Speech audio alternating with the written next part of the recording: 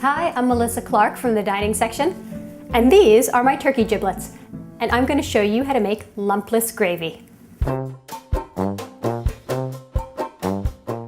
But before we get to actually making the gravy, I want to tell you something that you probably don't know about making gravy.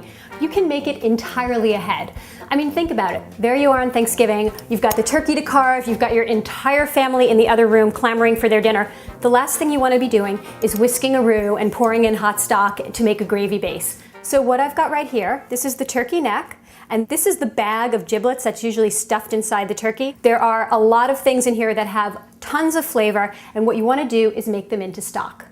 First thing we're going to do is open the bag and see what exactly is in there. Aha! These are the turkey gizzards right here. These gizzards have so much flavor. You definitely want the gizzard and the neck to go into the stock.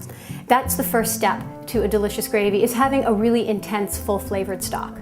You know how to do that. You just heat up your stock and then you add the giblets to the simmering stock and you let it infuse and flavor the broth for about an hour on low heat.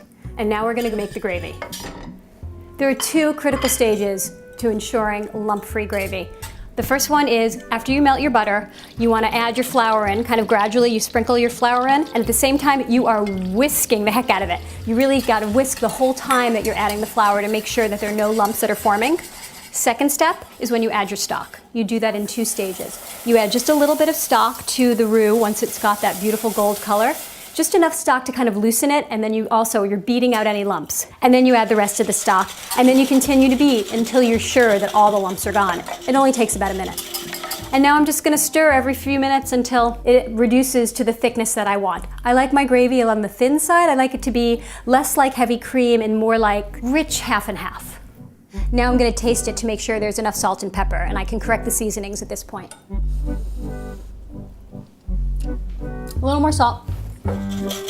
At this point, the gravy is finished. This is delicious gravy. You can make it a couple of days ahead, put it in your fridge, and then just bring it back to a simmer on the stove right before you serve your turkey. Or, if you want to take the gravy to the next level, I'm going to show you a trick with the pan drippings. So all I'm doing is I'm bringing these turkey drippings to a simmer, and I am scraping up all those glorious brown bits that are stuck to the bottom of the pan. That's where your flavor is. Okay. Now I'm just going to whisk those yummy juices right into the gravy. This one is a very light flavored gravy. It really tastes like turkey. It's delicious. But if you want a deep, really rich flavored gravy, when you're adding the flour and you're cooking the roux, just let it cook to a dark brown, and then you're going to get a lot more flavor. Okay, I'm all set. I've got the turkey I just roasted. I got the super easy gravy I just made. Now all I have to do is carve it. Or actually, Daniel, can you carve the turkey?